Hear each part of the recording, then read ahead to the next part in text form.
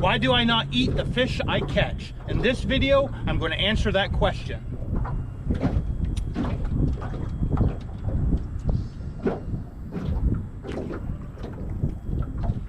I get that question asked to me a lot on this YouTube channel. So the short answer is the fish are contaminated beyond belief here in the United States. The long answer to that question is going to take multiple videos. In these videos, I'm going to focus on one river, the Clinch River, the one that I'm fishing on right now. There are many rivers in the United States, and most of them have similar stories to this river.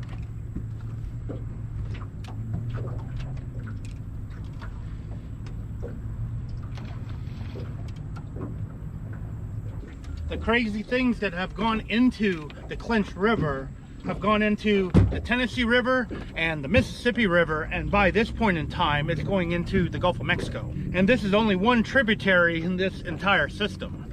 Now I'm going to start with a local steam plant. Bull Run Steam Plant is an old steam plant that's located near where I live.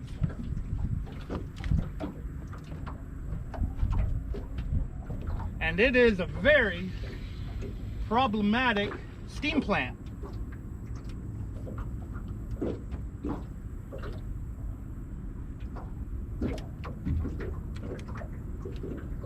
That coal-fired plant has more problems than any other in the system, according to what I've read and what I've been told. It takes them days to get it powered up. In fact, they're trying to power it up right now. So who knows if it'll be fired up in a week or won't be fired up at all. Because they have a lot of problems with it. It is very, very unreliable. I don't know if the story is the same with other steam plants, but you gotta think coal is a really, really bad thing to burn. When I was young, we switched to coal one winter, and boy, oh boy, did it really clog everything up. We eventually went back to wood because of how bad coal burns. And I would think it would be the same when you scale it up to the scale of a steam plant. The wind is kind of blowing me around here. I was hoping to catch a fish on this video.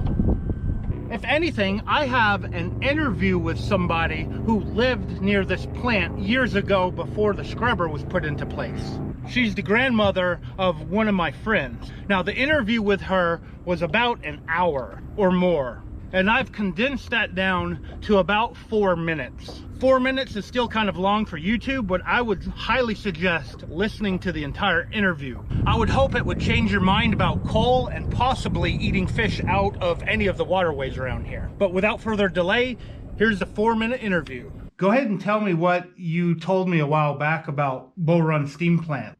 In the morning, when we got up to leave the house, I mean, if I was taking the kids to school or whichever car we were going to drive out in, we had a mop that we kept on the breezeway. You know, there was no garage there at the end of the house. And so we kept that mop on the breezeway, and the hose run from the front faucet around there because we had to hose the car off, and it didn't rinse off, so you had to use that mop to wipe it off to get back out of the car, out of the driveway. Oh wow, so the soot actually clouded up your windshield too. Yeah, it did. And you said something like it melted. The lady that had lived there had put planted plants all the way across the front of the house to try to make it look better from the sale, I guess. And every one of those plants died. They were azaleas, and every one of them died. Oh wow, even killed the plants. Yeah. And you were saying like it was caustic enough to melt the paint off the car too. That's why you also washed your cars just to keep the paint good. Yeah, we had a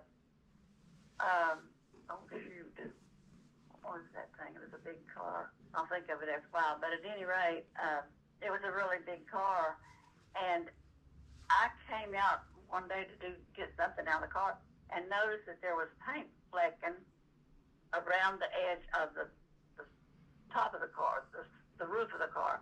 It was like a hard top. You know, it didn't open, but it had the vinyl top on it. Mm-hmm. And got to looking, and it was all up under where where the little band things fixed on there to hold the roof of it together. It was all up under there. And it wasn't long until it got really bad, and I said something to Joe when he came in. I said, look over here at this car. Tell me what you think this is. And he walked over there and he said, well, that vinyl roof is still, it's coming apart. And I said, well, look right here on the hood. And he walked around there and he said, well, what are those bubbles? And I said, I don't know what those bubbles are. That's why I wanted to ask you. I said, something's going on. And he took his pocket knife out and just tapped it, and it cracked. And so he flipped the hard top off of it, not the car, but I mean the hard part of the paint that was there. And when he busted that bubble, it was full of ash. Oh wow, full of ash? Now, we never have figured that one out. Huh. But it actually ate through the paint and settled underneath the paint on the metal of the car that it was made out of. And every car we got, it damaged one way or another. Huh. Now, did it do anything to, like, the home? We had siding put on it because it had that old asbestos stuff. And it wasn't, I mean, this stuff was guaranteed for life. And it wasn't but about 4 months until we started noticing bubbles on it. And then it started breaking. Huh. 4 months, wow. If something happened to hit it, if one of the kids threw a ball or something and it hit the vinyl siding, it'd just pop a hole in it. It was like it made it become brittle. Whenever it rained, did you ever, like, see gray water, like, going down your driveway or going down the road, like, water filled with ash going down the drains and stuff, heading towards the creeks and the river? It was everywhere. It was a real adventure. One that I didn't enjoy doing. It cost us a freaking fortune. Yeah. They finally paid us back on some of it, but not nearly all that we had put into it. Now that was a lot to take in. Now you got to think, all the damage the coal ash did is still in the biology to this day. That means it's being washed into our rivers almost every time it rains. Now, something that I've learned about the Chernobyl nuclear accident, which isn't completely related to this, but it is based on biology. All the sidewalks and the roads around Chernobyl you can now go down. They're not radioactive anymore. However, you can't go into the woods because the radioactivity, like any other contamination, it stays in biology forever. That's why people say don't eat large catfish, because they're 20 years old or greater and they are just chock full of contaminants. Coal ash being one of the many. And over time, all of this washes downstream into the Emery River and then into the Tennessee River. Now, I would talk about the Kingston ash spill. However, that's on the Emery River, and I said earlier I'm only going to do the Clinch River. If I was at one of my fishing spots when that accident happened, I would have been buried in ash because it was over 10 foot high going down the river. So it would have been several feet above my head, engulfing me and my boat. All of that ash went into Watts Bar. Although they did try to clean it up, and it took years and years for them to get the majority of the solid ash out of the water. There was a lot that got mixed in the water. Now here on the Clinch River, there is one thing that might actually be worse than the Kingston ash spill. And I'll talk about that in the next video. For now, I'm going to float around here and see if I can catch a fish out of the Clinch River. I may move into Bull Run Creek to see if I can get a flathead, so I can at least catch a fish on this video. Who knows what I might catch here. This area is really known for stripers, and a state record was caught here one time. Let's see what happens. Just to give you guys a quick update, I tried some bottom fishing at the creek mouth and at the outtake mouth of the steam plant, and nothing. A couple of hours of doing that, and then I drifted the channel and nothing. So what I've done here, I've run up the creek through some skinny water, and I'm trying a couple of deeper spots to see if there's anything in this water. The water in the river was like 87 degrees, and the water here is 84 degrees, so it's just slightly cooler. So maybe they're in here if I can keep my boat under control. I don't have any kind of flow going on, so the wind is just blowing me everywhere. I'm at least going to give this maybe an hour or two. I want to be out of this creek before it's dark. I really don't want to be in shallow water when it's dark. I don't have a light on the front of my boat yet. Now back to the original topic of this video, Bull Run actually impacts two different valleys. The valley where this creek is and the next valley over. So all of that soot came over here and over there. And in the opposite direction is Oak Ridge, which is kind of more flat. There are a couple of hills, but there's no like pronounced valleys like what's right here. And like I said earlier, a lot of it is still all around me, all that soot. I apologize in advance if I end up publishing yet another skunked video. This was a question that I wanted to answer to anyone in the future. I can link this video to them, showing them why I don't eat fish out of our waterways. I really hope something does drop by.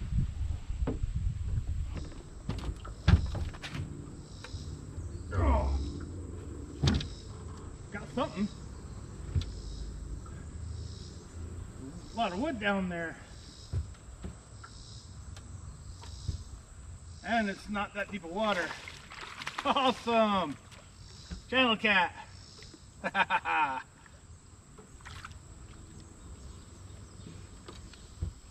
not a flathead, but hey, it's a fish. Whoa. It's a nice channel cat too. I've actually caught channels here before. I think it was off camera, I didn't record it. Oh, he's hooked really good. Now, I think I've said this before, all the fish out of this creek smell really, really bad, and this guy is no exception. Nice, smelly channel catfish. Even the flatheads smell bad. But hey, it's pretty big. I mean, it's not small. Maybe I can use it as a thumbnail. Now to put him back in the water. This guy had a really big appetite. Cool. I lost my Team Catfish fish strip somewhere, so I got to use the red, white, and blue ones.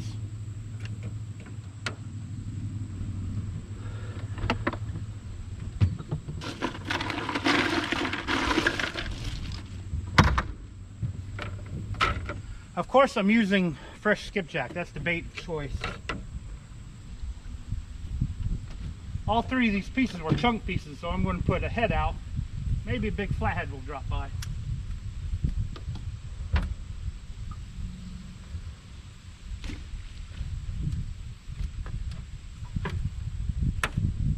Cool. The skunk is out of the boat. Let's catch another one.